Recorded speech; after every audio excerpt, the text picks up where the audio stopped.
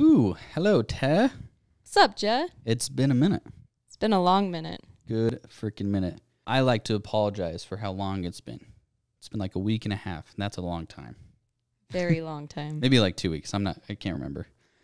But we've been trying to get together, and schedules just haven't lined up. So we're super happy that we're finally able to get some more spooky stories out for you, all you listeners.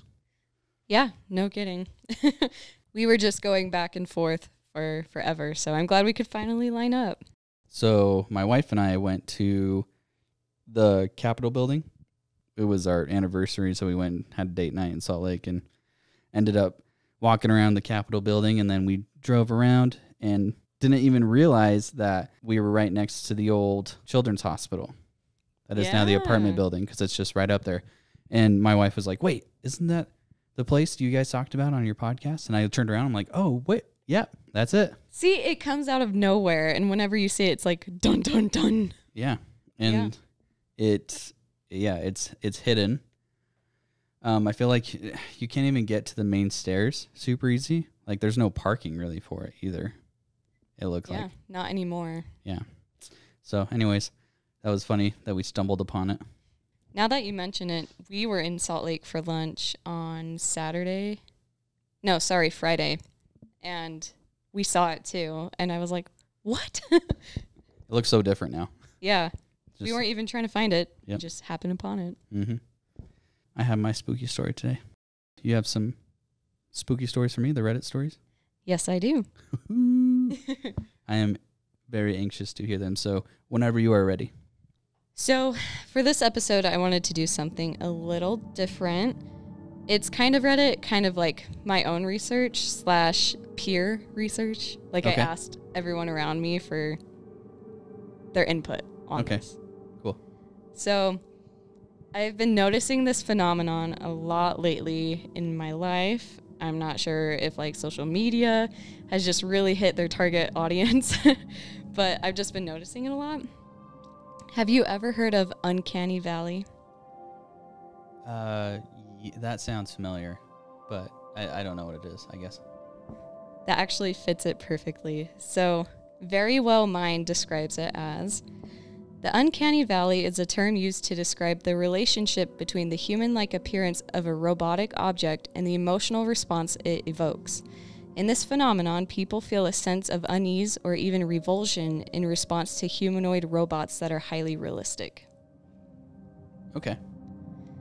And then it goes on to describe how Uncanny Valley became a term in and of itself. So the term was first coined and described by the Japanese roboticist Masahiro Mori in an article published in 1970. In his work, Mori noted that people found his robots more appealing if they looked more human. While people found his robots more appealing the more human they appeared, this only worked up to a certain point. When robots appear close but not quite human, people tend to feel uncomfortable or even disgusted. Once the uncanny valley has been reached, people start to feel uneasy, disturbed, and afraid. So you've seen those robots where it's like the full metal skeleton and then the face has what looks like human flesh on it and eyes, mouth, nose, all that. But then it's just like exposed metal skull. I'm thinking of one in particular, and I can't remember what it was. I'm sure I could find it, but it's this robot with a female face. But but her... That's the exact same one I think I'm thinking of. Yeah. Yeah, her like facial expressions and everything. Mm-hmm. Yeah. Like even her eye moves and all that. So this phenomenon of Uncanny Valley doesn't just happen for robots. It can be anything that is not human but is supposed to represent a human. So, in the early test screenings of Shrek, they had children watch it, and they found that the kids were terrified of Princess Fiona in human form because she looked too human. Oh. So they had to go back and recreate Princess Fiona. Now I want to see what she looked like before. So I looked, and there's only like one screen grab because it was from forever ago. She doesn't look that different. It's just that her facial features are a lot more defined and really sharp. And you can tell that they softened up the edges like quite a bit on her. Yeah. Okay. Just to like make her look a little bit more cartoony. Yeah. Reddit user u/max_power explains it like this. When we look at cartoons, our brains fill in the blanks when interpreting an image. When we look at a real image, we don't need to fill in the blanks because, well, it's a real image. But when you have a fake image like a cartoon, but it looks a little bit too realistic, your brain no longer fills in the blanks, but it doesn't quite look right either. This is Uncanny Valley. Okay, yeah. And Toxiclay says, the Uncanny Valley effect arises primarily due to our emotional connection to who or what we're looking at. Our brains do a lot of subconscious work when we look at someone, evaluating dozens of different factors without us consciously being aware of the evaluation. If something looks sufficiently close to human, but just far enough that those subconscious emotional checks fail or start throwing off bad data, the subject looks cold and eerie. So it misses like the empathy that makes something human, the warmness behind something that makes it human. It's like it's very robotic. Yes. So here's some other examples. Polar Express characters. Horrifying. Terrifying. Particularly whoever that hobo is on top of the train. Oh, yeah. Yeah. Yeah, oh, yeah. Yeah. Well, just any of the kids freaks me out. Like the one in the yellow nightgown that doesn't say anything. Yes. Also, the girl, her eyes are like way too far apart from each other. Yeah. And the kid with the glasses. Yeah. Yeah. Yeah. People have a lot of beef with that movie Yes. because of Uncanny Valley. Okay. That's fair. Starting to get it. Yep. Another example is half-human robots from the movie AI, which, have you seen that? AI. No. I've seen iRobot. Okay, so it's a movie about robots that are designed to look like humans, and they integrate them into everyday life, and of course things go wrong, and then there ends up being this group of people that like hunts them down and puts them in these cages for like circus rings, kind of like The Purge does, you know, where they like hunt down the robot humans. Yeah. It's a really weird, unsettling movie. Sounds like it. Yeah. Another one is the original Sonic the Hedgehog realistic animation design. Oh my gosh. The creators were so bullied that they had to go back and redo it. Yeah. I love that it's a meme right now. Have you seen the new Chippendale movie on Disney Plus? No. Oh my gosh. Guys, this is hilarious. So in this movie, in Chippendales, I haven't seen it yet, but I see all the memes. I think they're at some type of convention, and across from the Chippendale booth is the Ugly Sonic booth, and he makes a cameo in it. No way. And it's the Ugly Sonic. Oh my. So you'll have to look it up, but it's hilarious that they did that. And then I saw, funny enough that it's brought up, earlier today I was scrolling through Instagram and I saw this post that said instead of the Ugly Sonic, they were going to put in Jar Jar Binks. Oh no. So anyways, that's hilarious. Yeah, you'll have to look it up. Dude, that's so funny. Yeah. All right, so another one is The Rock as the Scorpion King in The Mummy Returns. Oh, that's horrible. Worst CGI ever. Oh, the worst. Great movie, though. My Great personal Uncanny Valley is Mark Zuckerberg. That man is not human. No, he's a reptile. 100%. 100%. Reptile. And then I also said dogs who look a little bit too much like their owners because they have human eyes. Mm-hmm. Like creepy. the spacing is more human than canine. Mm-hmm. I feel like most curly-haired dogs are that way, like Labradoodles in particular. Yeah. They're unsettling. Mm-hmm. And I swear everyone here has one. I don't know why. Yeah. That's true. Like every third or fourth household has a Labradoodle. Really, though. Yep. In our neighborhood, at least. All right. And then here are what my coworkers, my friends, just like people around me said makes them feel Uncanny Valley. And I think you're going to like some of the responses. Okay. So someone said certain Real Housewives. Yes. Yeah. Princess Leia from Rogue One because her face was CGI'd. Have you ever heard of Ollie London? No, I have not. So he's this British guy, white guy, who has had many, many, many plastic surgeries to transform his face into looking like the Korean pop star Jimin from BTS. Another person said health class babies, like the ones that cry and poop and pee and require attention. Yeah. The prop faces in the first Indiana Jones for when their skin and flesh melts off when they open up the Ark. Oh, yeah. Anyone with too much plastic surgery. That was a very common one. Was people saying, if you have too much plastic surgery, you just don't look quite right. Oh, yeah, definitely. And then someone else said the headshots that are taken on TLC's Toddlers and Tiaras, because they airbrush like the 3-year-old skin so much that they don't even look real or human. Yeah, that's very true. And then one last one was creepy dentist prop teeth, or the dentists that wear those creepy smiling face masks when they're like leaning over you and there's like this big cartoony smile with human eyes. But yeah, so everyone, that's Uncanny Valley. It's extremely strange. And I think the more you go down that rabbit hole of what it is and finding examples, you're just going to get lost. And then you won't stop noticing it in real life. It's very creepy. And it's interesting because no one can quite explain why our brains know what's human and what's not. Mm-hmm. But we're experts at figuring it out. You know, you show us something fake that looks very real, we can still know that it's not real. Yeah.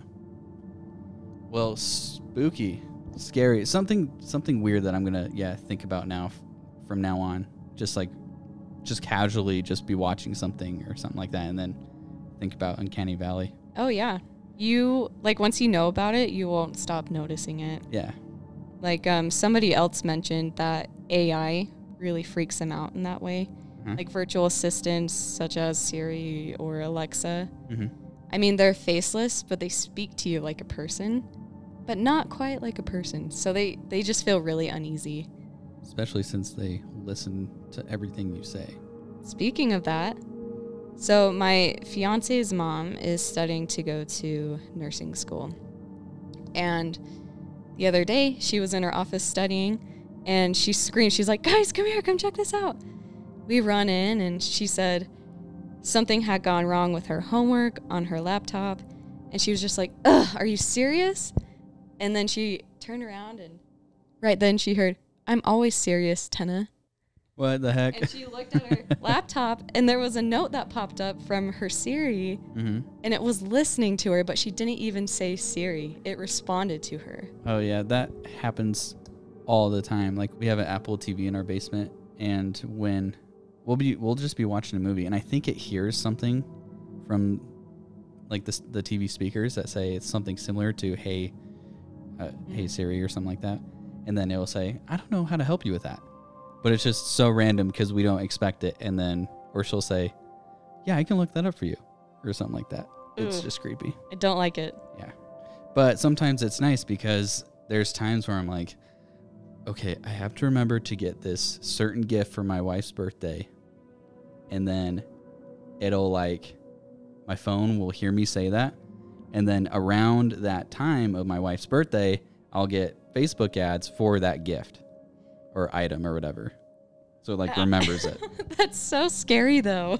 It is. Yeah, it's weird. We'll have to test that out. What's something that we should tell our phones to find us a discount for? Yeah. Well, there's all these TikToks or memes or whatever of for example, the girlfriend, her boyfriend walks out of the room, leaves his phone. She grabs the phone and she picks it up to her mouth and says, engagement rings, wedding, engagement rings, size 5, whatever. And then, haha, hilarious. I don't think they're that funny, but they're listening. These AIs, man. Creepy. Yep. All right. And then I actually have a story from a listener. Oh, you do? I do. Heck yes. Yeah. Guys, this is our first one. I know. I saved it for my second story because I was so excited. Yeah. Okay. Thank you, listener. I'm so appreciative of you. I really am so grateful that you messaged us. I'm going to read it as they sent it. Mm-hmm. This story happened back in 2020, and our listener says, My family wanted to come stay with me, but I have a small apartment in the city, so we rented an old Airbnb home in the historic countryside.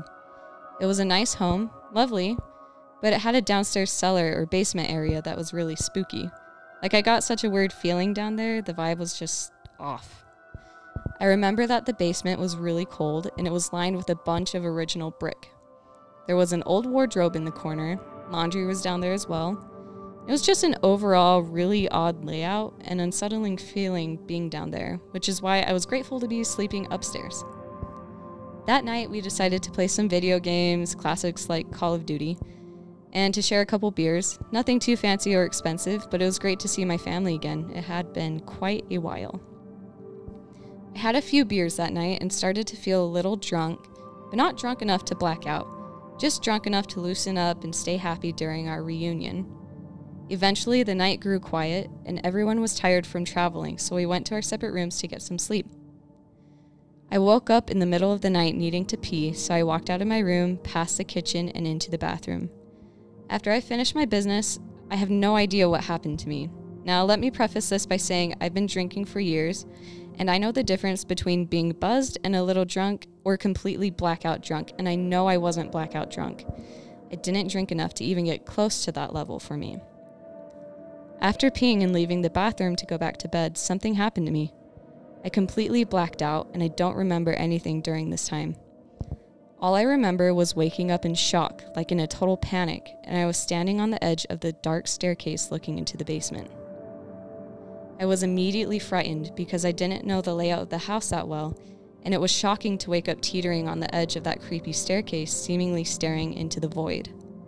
I was freezing cold when I woke up in the shock, like shivering. My heart was pounding so fast, and I had no idea what happened because it felt like I was sleeping again, but here I was, able to sleepwalk into this strange basement, something I've never done before, in a house I've never stayed in before. After coming to and snapping out of whatever it was, I quickly went back to my bedroom and slept for the rest of the night, not drinking so much the next day. I've tried to find answers for what happened, and as unlikely as it might sound, I've read that some spirits who were addicted to substances while alive crave their addiction still after death. So who knows? Maybe there was an alcoholic in that house from 100 years ago who just needed a little buzz again. Happy to help you out, bud. Maybe I gave you that one last hit before you crossed over. Oh my gosh. Yeah, just kind of going off that, I 100% believe that. I think there are spirits, like when you pass on to the next life, those addictions you had or whatever, I think they go with you. That's my personal opinion, but yeah, that's crazy. Yeah, honestly, if there is a next life, if there's a Valhalla, a heaven, or a void, I imagine that an addiction you died with doesn't just go away, but who knows? So thank you, listener, for sending that in. That was like so fun to read and gather all the details from you. That's awesome. Yeah. Thank you so much. Okay. Anything else? That's it. Okay. I'm ready for your story. This is weird. Like, this is just so weird. Okay. I'm curious. So the title for this is Ever Dream This Man? Okay. So I'm going to simply just read straight from the website because that is the most clear way that it can be told. Every night throughout the world, hundreds of people dream this person's face. I don't like this already. So here's the history of it. Okay. In January of 2006, in New York, the patient of a well-known psychiatrist draws the face of a man that has been repeatedly appearing in her dreams. On more than one occasion, that man has given her advice on her private life. The woman swears she has never met the man in her entire life. So, Mr. Dream Traveler. something like that. Here is a picture of the man. All right. Yeah, no, I don't like him. That's very scary. It is, but at the same time, it's not. He looks like he's like childish. He's got the face of is he 4 or is he 40? Yeah, he kind of looks like if a bullfrog turned into a little boy that aged too fast. Yep, with a little unibrow. Yeah. He's rocking those bushels. continuing on to the story, the portrait lies forgotten on the psychiatrist's desk for a few days until one day, another patient recognizes that face and says that the man has often visited him in his dreams. He also claims that he has never seen that man in his waking life. What? The psychiatrist decides to send the portrait to some of his colleagues that have patients with recurrent dreams. Within a few months, 4 patients recognize the man as a frequent presence in their own dreams. All the patients referred to him as this man. This man. From January 2006 until today, at least 2,000 people have claimed they have seen this man in their dreams. In many cities all over the world, Los Angeles, Berlin, Sao Paulo, Tehran, Beijing, Rome, Barcelona, Stockholm, Paris, New Delhi, Moscow, etc. So the entire world. Wow. At the moment, there is no ascertained relation or common trait among the people that have dreamed of seeing this man. Moreover, no living man has ever been recognized as resembling the man of the portrait by the people who have seen this man in their dreams. Before I continue, the website is called thisman.org. So you can He has a website? No, that's what this is. So this is about the website. Oh. And so the aim of this website is to help those who have seen this man in their dreams and to foster communication among them, to understand who this man is and why he appears in an apparently patternless array of situations in the dreams of such diverse human subjects. So it's just like, if you've seen this guy, go to the website. You can type in your own story, where you've seen him, what was happening in your dream, all that stuff. Did you read anything about him being a malevolent presence, or is he always helpful? Like an NPC in someone's dream that just like helps them on their quest. So the next section I'm going to read are some dreams that people have typed out onto the website, so their own experiences, and we will see. So, all right. Okay, there's a few here. The first one says, I have had this recurrent dream for some years now. A tall, dark man shows me a picture and asks me if I can recognize my father in it.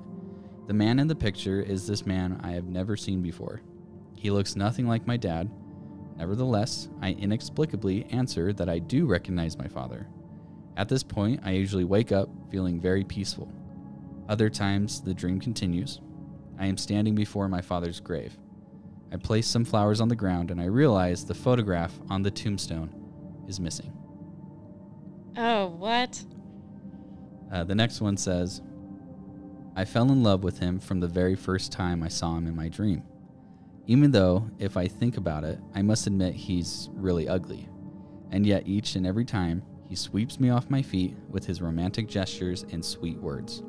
He buys me flowers, jewelry, takes me out to dinner or to the beach to watch the sunset. Oh, So a little romantic bone in his body. I guess. So far it's like some good, some bad. Yeah. Or some weird. Some Mostly like weird. unsettling, some sweet. Yeah. It's the new flavor combo. I have always had this dream of flying in the sky over my city and observing my friends from up there. Since I moved to another house, I started meeting this man while flying. Not every single time that I have had this dream about flying, but often enough. He flies too, but he never speaks. All right. So he's just chilling.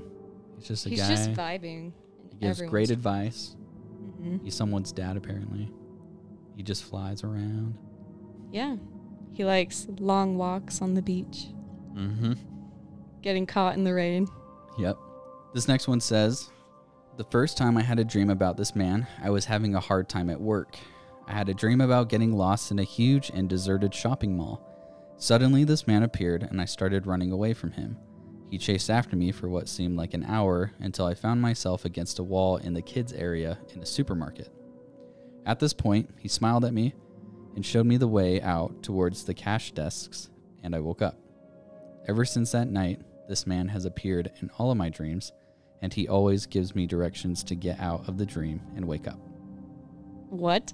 So, he's creepy, but he's helpful. Huh. Okay, it still doesn't sit quite right with me. I saw this man in my dream, dressed as Santa Claus. When he showed up, I felt so happy, just like when I was a little girl. Then he smiled at me, and his head became a balloon, floating in the air above me. But no matter how hard I tried to catch it, I just couldn't reach it. Some Pennywise level stuff going on. Yeah. I dreamed of this man when I was in the 10th grade. He hasn't been in any recurring dreams, just one very memorable and terrifying dream. In my dream, I was stuck in a room sitting on a stool. A few feet away from me, there was a television set. I was visited by two men I had never seen before. Not this man, two other guys. And they both attacked me. I woke up, covered in sweat and tears, and I was screaming. I somehow fell asleep and then found myself back in my room. I started screaming and crying. Then this man showed up on the screen. I begged him not to harm me. He didn't change his blank expression or speak. He slit my throat and I woke up. I suppose he let me out of my nightmare, but I couldn't stop thinking about him for weeks. I still have some of the sketches I drew of him. I know it's kind of weird. Kind of weird and kind of terrifying. I dreamt this man was in my mirror watching me, says nothing, and he was wearing glasses. He never moved the entire time I saw him. He was like a statue, so still. Nope. I dreamt this man was Brazilian and very handsome. He was a school teacher type with 6 fingers on his right hand. He said if the U.S. had a nuclear disaster, go north. North. Okay. All right. I have seen this man in 3 completely different dreams. He was slightly different from the picture, but I recognized him immediately. He appeared suddenly and disappeared in the same manner. His message in all 3 of my dreams was, "It's all over." That was repeated 3 times in each dream. The differences in the picture and the man in my dreams are, his hair was a little bit longer on top, his eyebrows were not as bushy, but other than that, he's pretty identical. I had no fear of him, but many questions. Oh, so he just went to the barber before infiltrating that guy's dream. Hey, sometimes you gotta go get a haircut. Yeah. Gotta look little good. eyebrow wax. Yeah, you gotta look good, but this guy, he doesn't look good. So now I'm gonna read some of the theories that are on the website. So several theories have been developed to explain the mysteriously recurring presence of this man in the dreams of different people who are not related in any way. So the first theory is the archetype theory. According to Jung's psychoanalytic theory, this man is an archetypal image belonging to the collective unconscious that can surface in times of hardships, emotional development, traumatic changes in our lives, stressful circumstances, etc., in particularly sensitive subjects. Interesting. So he shows up when life gets difficult. Yeah. And is kind of like our brain manifesting as someone to help us out of a situation. I guess. Something like that. Interesting. A religious theory. According to this theory, this man is the image of the Creator. That is to say, one of the forms in which God manifests himself today. This is the reason why his indications and the words he utters during the dreams should be decidedly followed by the dreamers. If he's a creator, why couldn't he make himself look better? Exactly. I don't believe Exactly. Yeah. No. This next one's called Dream Surfer Theory. It is the most interesting theory and the one that has the greatest implications, but it has also the lowest scientific credibility. According to this theory, this man is a real person who can enter people's dreams by means of specific psychological skills. Some believe that in real life, this man looks like the man in the dreams. Others think that the man in the dreams looks completely different from his real-life counterpart. Some people seem to believe that behind this man, there is a mental conditioning plan developed by a major corporation. Mark Zuckerberg. Yep. The next one's called Dream Imitation Theory. This is a scientific psychosociological theory which claims that this phenomenon has arisen casually and has progressively developed by imitation. Basically, when people are exposed to the phenomenon, they become so deeply impressed that they start seeing this man in their dream. This one makes the most sense to me. So it's like someone started this as a hoax. You know, it's all fake. they start plastering this face all over the internet, all over the world, and then you see it, and then it just pops into your dream that night because of something you've seen. Mm-hmm. Because that's how that's what I've been told. That's how dreams work.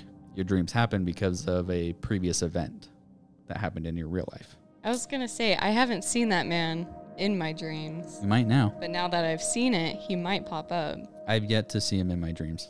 So, challenge for you, Mr. Dream Hopper. If you are real, this man. Make yourself known. Yeah. The next one is called daytime recognition theory. This theory states that the apparitions of this man are purely casual. Normally, we do not remember precisely the faces we see in our dreams. The image of this man would thus be an instrument which, in the subject's waking life, facilitates recognition of an undefined onirical image. Those are the theories. And then here are some portraits. So I'll add these to our Instagram, so all those listening can check those out there. If you're watching our YouTube video, I'm going to put them on the screen as I'm talking. So you can see that they're all pretty similar. It's like a dude who's balding. He's got like, still, he looks like, is he 14 or 40? Yeah. You know, he's got childish features, unibrow, very bushy eyebrows. As you can tell, they all appear the same. Like, maybe there's one thing that's off, but comb over, bushy eyebrows. Yeah. So very weird, like mouth that just sits with the lips kind of like. It's not, it doesn't show his teeth. No. It's just a slight grin.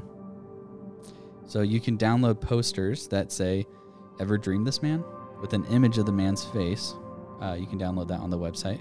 People have plastered the world with these posters in hopes of, I think, creeping people out. Like, we don't really know the motive of it.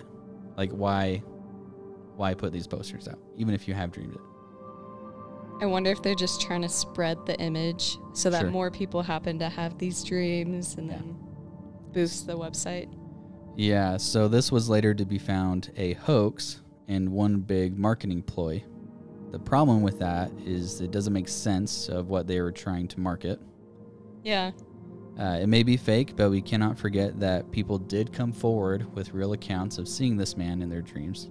So who is he? Yeah, I don't know. I kind of hope he doesn't show up in mine. I'm not ready for this. I mean, from the sound of it, most of those stories he did good.